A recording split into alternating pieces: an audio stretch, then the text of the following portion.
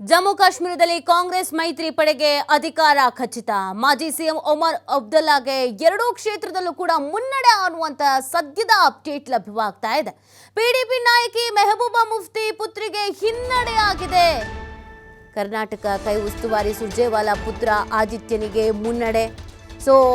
ಜಮ್ಮು ಕಾಶ್ಮೀರದ ಅಪ್ಡೇಟ್ ಅನ್ನು ನಾವು ಗಮನಿಸ್ತಾ ಇದ್ದೀವಿ. ಇಲ್ಲಿ ಎಣಿಕೆ ಪ್ರಾರಂಭ ಆದ ಕ್ಷಣದಿಂದಲೂ ಇಲ್ಲಿವರೆಗೂ ಕೂಡ ಒಂದೇ ಟ್ರೆಂಡ್ ಇದೆ, ಅದು ಕಾಂಗ್ರೆಸ್ ಮುನ್ನಡೆಯನ್ನ ಕಾಯ್ದುಕೊಂಡು ಬರ್ತಾ ಇರೋದು. ಜಮ್ಮು ಕಾಶ್ಮೀರದಲ್ಲಿ ಕಾಂಗ್ರೆಸ್ ಮೈತ್ರಿ ಪಡೆಗೆ ಅಧಿಕಾರ ಖಚಿತ ಅನ್ನೋದು ಗೊತ್ತಾಗ್ತಾ ಇದೆ. ಸದ್ಯದ ಟ್ರೆಂಡ್ ಅನ್ನ ನಾವು ಗಮನಿಸ್ತಾ ಇದ್ರೆ ಹರಿಯಾಣದಲ್ಲಿ ಸ್ವಲ್ಪ ಮೇಲು ಮತ್ತು ಸ್ವಲ್ಪ ಅದಲು ಬದಲು ಹಾವು ಏಣಿ ಆಟ ಎಲ್ಲ ಸ್ಟಾರ್ಟಿಂಗ್ ನಲ್ಲಿ ಆಗಿತ್ತು. ಈಗ ಅಲ್ಲಿ ಬಿಜೆಪಿನೇ ಇದ್ರೂ ಕೂಡ ಸುಮಾರು 8 ರಿಂದ 9 ಗಂಟೆ ತನಕ ಒಂದು ಟ್ರೆಂಡ್ ಇತ್ತು, 9 ರಿಂದ 10 ಗಂಟೆ ಒಂದು ಟ್ರೆಂಡ್ ಆಯಿತು, ಆಮೇಲೆ ಈಗ ಬೇರೆ ಟ್ರೆಂಡ್ ಇದೆ. ಬಟ್ ಜಮ್ಮು ಕಾಶ್ಮೀರದ ವಿಚಾರಕ್ಕೆ ನಾವು ಬರೋದಾದ್ರೆ ಒಂದೇ ಟ್ರೆಂಡ್ ಅನ್ನ ಕಾಯ್ಕೊಂಡು ಬರಲಾಗ್ತಾ ಇದೆ, ಅದು ಕಾಂಗ್ರೆಸ್ ಮುನ್ನಡೆಯನ್ನ ಕಾಯ್ದುಕೊಳ್ತಾ ಇದೆ. ಪ್ರಮುಖವಾಗಿ ಈ ಬಾರಿಯ ಜಮ್ಮು ಕಾಶ್ಮೀರ ಎಲೆಕ್ಷನ್ ನಲ್ಲಿ ಭಯೋತ್ಪಾದನೆ ಅನ್ನುವಂಥ ವಿಚಾರ ಏನಿತ್ತು, ಇದನ್ನ ಬಹುತೇಕವಾಗಿ ಎಲ್ಲ ಪಕ್ಷಗಳು ಬಳಕೆಯನ್ನ ಮಾಡಿಕೊಂಡಿದ್ರು. ಇದರ ಆಧಾರದ ಮೇಲೆಗೆ ಈ ಬಾರಿಯ ಚುನಾವಣೆ ಎದುರಿಸಿದ್ರು. ಜಮ್ಮು ಕಾಶ್ಮೀರದಲ್ಲಿ ನೋಡಿ, 10 ವರ್ಷಗಳ ನಂತರ ಆರ್ಟಿಕಲ್ 370 ರದ್ದಾದ ಬಳಿಕ ಮೊದಲ ವಿಧಾನಸಭೆ ಚುನಾವಣೆ ನಡೆದಿದೆ. ಹಾಗಾಗಿ ಯಾರು ಗೆಲ್ತಾರೆ, ಯಾರು ಸೋಲ್ತಾರೆ, ಯಾರಿಗೆ ಅಧಿಕಾರ ಸಿಗತ್ತೆ, ಯಾರಿಗೆ ಅಧಿಕಾರ ಸಿಗಲ್ಲ ಅನ್ನುವಂಥ ಒಂದು ಕುತೂಹಲ ಇದ್ದೇ ಇತ್ತು. ಇನ್ ಸಮೀಕ್ಷೆಗಳ ಪ್ರಕಾರ ಅತಂತ್ರ ಆಗ್ಬಿಡುತ್ತೆ, ಯಾವುದಕ್ಕೂ ಕೂಡ ಬಹುಮತ ಅನ್ನೋದು ಬರಲ್ಲ ಅಂತ ಹೇಳಿದ್ರು. ಬಟ್ ಇಂಡಿಯಾ ಮೈತ್ರಿಕೂಟ ಏನಿದೆ ಇದಕ್ಕೆ ಚಾನ್ಸಸ್ ಇದೆ ಅನ್ನೋದನ್ನು ಸಮೀಕ್ಷೆಗಳು ಹೇಳಿತ್ತು. मैं हमारे कैथल हलके के गली गली मोहल्ले मोहल्ले हर गांव में जा रहा था. हमारे परिवार वासियों से, मेरे कैथल वासियों से, मेरे बड़े बुजुर्गों से, नौजवान साथियों से बात कर रहा था. सबके दिल में एक चीज़ थी, बदलाव. वो पिछले 10 साल इस भाजपा सरकार के, इस भ्रष्ट सरकार के, इस नफरत वाली सरकार से तंग आ गए थे और वो बदलाव चाहते थे. और मैं जानता हूँ कांग्रेस पार्टी वो बदलाव, वो न्याय देगी.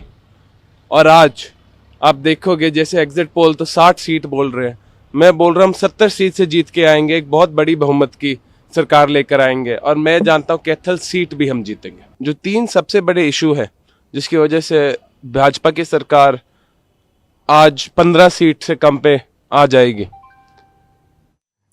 ಸದ್ಯದ ಟ್ರೆಂಡ್ ಏನಿದೆ, ಎರಡೂ ಕಡೆಯಲ್ಲೂ ಕೂಡ ಯಾವ ರೀತಿಯಾದಂಥ ರಿಸಲ್ಟ್ ಬರುತ್ತೆ, ಮುನ್ನಡೆ ಹಿನ್ನಡೆ ಮತ್ತು ಅದರ ಬಗ್ಗೆ ವಿಶ್ಲೇಷಣೆ, ಇದೆಲ್ಲದ್ರ ಬಗ್ಗೆ ಮತ್ತಷ್ಟು ಮಾಹಿತಿಯನ್ನು ನೀಡ್ತಾರೆ ನಮ್ಮ ಪ್ರತಿನಿಧಿ ರಾಕೇಶ್. ಲೈವ್ನಲ್ಲಿ ಜಾಯಿನ್ ಆಗ್ತಾ ಇದ್ದಾರೆ. ರಾಕೇಶ್, ನಾವು ಹರಿಯಾಣದ ವಿಚಾರಕ್ಕೆ ಬರೋದಾದ್ರೆ ಹ್ಯಾಟ್ರಿಕ್ ಗೆಲುವನ್ನು ಸಾಧಿಸಬೇಕು ಅನ್ನೋದು ಬಿಜೆಪಿಯ ಕನಸು ಆಗಿತ್ತು. ಅದರ ಜೊತೆಗೆ ಸಮೀಕ್ಷೆಗಳು ಎಲ್ಲ ಉಲ್ಟಾ ಆಗುತ್ತೆ ಅನ್ನೋದನ್ನು ಹೇಳ್ತಾ ಇತ್ತು. ಬಟ್ ಟ್ರೆಂಡ್ ಯಾಕೋ ಬರ್ತಾ ಬರ್ತಾ ಬದಲಾಗಿ ಬಿಜೆಪಿ ಸಂಪೂರ್ಣವಾಗಿ ಮುನ್ನಡೆಯನ್ನ ಸಾಧಿಸ್ತಾ ಇದೆ, ಮ್ಯಾಜಿಕ್ ನಂಬರ್ ಕ್ರಾಸ್ ಮಾಡಿಬಿಟ್ಟಿದೆ. ಜಮ್ಮು ಕಾಶ್ಮೀರದ ವಿಚಾರಕ್ಕೆ ಬರೋದಾದ್ರೆ ಅಲ್ಲಿ ಕಾಂಗ್ರೆಸ್ ಪ್ರಬಲವಾಗಿ ಮುನ್ನಡೆಯನ್ನ ಸಾಧಿಸ್ತಾ ಇದೆ. ಸದ್ಯದ ಟ್ರೆಂಡ್ ಏನೇನಿದೆ ರಾಕೇಶ್? ಯಾವ ಈ ಸಮೀಕ್ಷೆಗಳನ್ನು ನಂಬಿಕೊಂಡಿದ್ದಂತ ಕೆಲವು ಕಾರ್ಯಕರ್ತರಿಗೆ ಯಾವ ತರ ಬೇಸರ ಆಗಿದೆ, ನಿರಾಸೆ ಆಗಿದೆ, ಏನ್ ಹೇಳ್ತಾ ಇದ್ದಾರೆ ರಾಜಕೀಯ ಮುಖಂಡರುಗಳು?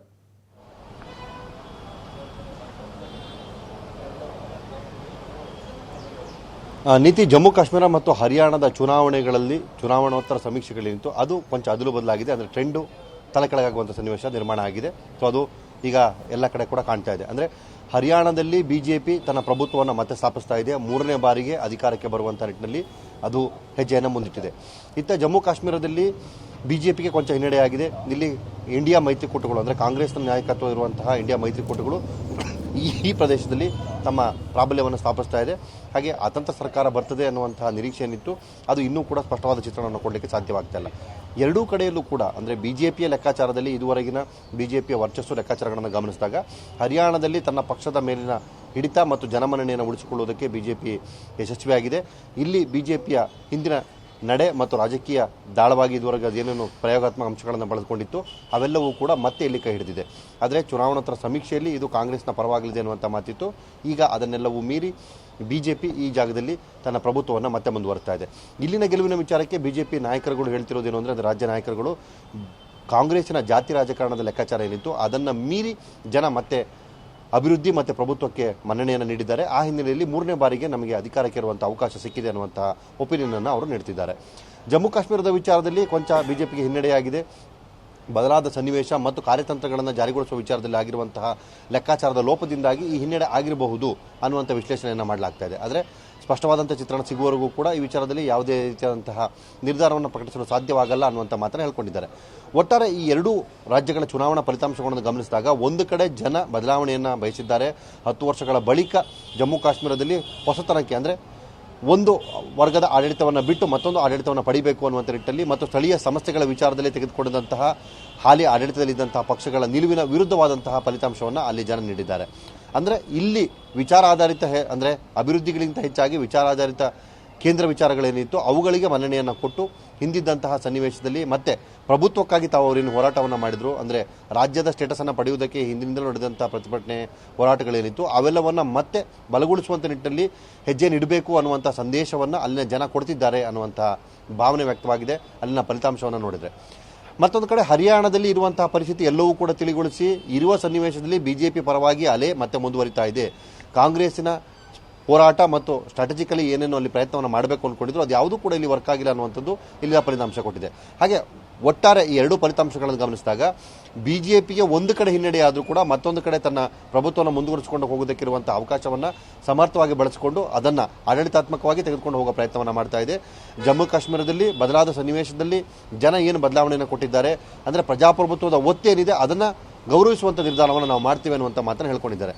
ಪ್ರಮುಖವಾಗಿ ಇಲ್ಲಿ ಕಾಂಗ್ರೆಸ್ಸಿನ ವಿಚಾರಧಾರೆಗೆ ಏನೇನು ಹೇಳ್ತಿದ್ದಾರೆ ಅಂದರೆ ಬಿಜೆಪಿ ಸೋಲಲಿ ಗೆಲ್ಲುವಲಿ ಎರಡೂ ವಿಚಾರಧಾರೆಯಲ್ಲಿ ಜನಮತಕ್ಕೆ ಅವರ ಅಭಿಪ್ರಾಯವನ್ನು ಗೌರವಿಸುವಂಥ ಪ್ರಕ್ರಿಯೆಯಲ್ಲಿ ನಾವು ಇರ್ತೇವೆ ಅನ್ನುವಂಥ ಮಾತನ್ನು ಹೇಳಿದ್ದಾರೆ. ಕಾಂಗ್ರೆಸ್ನ ಮಾದರಿ ಸೋತಾಗ ಇವಿಎಂನ ಮೇಲೆ ಜವಾಬ್ದಾರಿ ಹೊರಿಸುವುದು, ಗೆದ್ದಾಗ ನಮ್ಮ ಪಕ್ಷದ ಗೆಲುವು ಅನ್ನುವಂತಹ ಮಾತೇನಿದೆ ಅದನ್ನು ನಾವು ಮಾಡುವುದಿಲ್ಲ. ಯಾವುದೇ ಕಾರಣಕ್ಕೂ ಈ ರೀತಿಯ ರಾಜಕಾರಣ ನಮಗೆ ಅವಶ್ಯಕತೆ ಇಲ್ಲ. ಜನ ಕೊಟ್ಟಿರುವಂಥ ತೀರ್ಪನ್ನು ನಾವು ಸ್ವಾಗತ ಮಾಡ್ತೇವೆ. ಅವರು ನಮ್ಮನ್ನು ಎಲ್ಲಿ ಕೂರಿಸಬೇಕು ಅಂತ ಬಯಸ್ತಾರೋ ಅಲ್ಲಿ ನಿಂತು ನಮ್ಮ ಪಕ್ಷ ಸಂಘಟನೆಯ ಜೊತೆಗೆ ಅವರ ತೀರ್ಪೇನಿದೆ ಅದನ್ನು ನಾವು ಚಾಚು ತಪ್ಪದೆ ಪಾಲಿಸ್ತೀವಿ ಅನ್ನುವಂಥ ಮಾತನ್ನು ರಾಜ್ಯ ನಾಯಕರುಗಳು ಹೇಳ್ಕೊಂಡಿದ್ದಾರೆ. ಒಟ್ಟಾರೆ ಸನ್ನಿವೇಶವನ್ನು ಗಮನಿಸಿದಾಗ ಕಾಂಗ್ರೆಸ್ ಆಡಳಿತಾತ್ಮಕವಾಗಿ ತೆಗೆದುಕೊಂಡಿರುವಂಥ ನಿರ್ಧಾರಗಳಿಗೆ ಕೊಂಚ ಹಿನ್ನಡೆ ಕಂಡರೂ ಕೂಡ ಕೆಲವೆಡೆಗಳಲ್ಲಿ ತನ್ನ ಪ್ರಭುತ್ವವನ್ನು ವಾಪಸ್ ಸ್ಥಾಪಿಸಿಕೊಳ್ಳುವುದಕ್ಕೆ ಇರುವಂಥ ಅವಕಾಶವನ್ನು ಬಳಸಿಕೊಳ್ತಾ ಇದೆ. ಆತುರದಲ್ಲಿ ನಿರ್ಧಾರವನ್ನು ತೆಗೆದುಕೊಳ್ಳುವುದರ ಬದಲು ಸೂಕ್ಷ್ಮಮತಿಯಲ್ಲಿ ಚಿಂತನೆಯನ್ನು ಮಾಡಿ ಮುಂದುವರಿಬೇಕು ಅನ್ನುವಂತಹ ಸೂಚನೆಯನ್ನು ಜನ ಕಾಂಗ್ರೆಸ್ಗೆ ಹರಿಯಾಣದಲ್ಲಿ ಕೊಟ್ಟಿದ್ದಾರೆ. ಜಮ್ಮು ಕಾಶ್ಮೀರದಲ್ಲಿ ಬದಲಾವಣೆ ಅಲೆಯಲ್ಲಿ ಅವಕಾಶವನ್ನು ಪಡೆದುಕೊಂಡಿರುವಂತಹ ಒಂದು ಸಕಾರಾತ್ಮಕತೆ ಅವರಿಗೆ ಸಿಕ್ಕಿದೆ. ಸೊ ಈ ರೀತಿ ಎರಡೂ ಕಡೆಯಲ್ಲೂ ಕೂಡ ಸೋಲು ಗೆಲುವಿನ ಎರಡೂ ಲೆಕ್ಕಾಚಾರಗಳನ್ನು ಎರಡೂ ಪಾರ್ಟಿಗಳು ಪಡ್ಕೊಳ್ತಾ ಇದೆ. ನೀತಿ. ಓಕೆ, ಥ್ಯಾಂಕ್ ಯು ರಾಕೇಶ್ ತಮ್ಮ ಡೀಟೇಲ್ಸ್ಗಾಗಿ.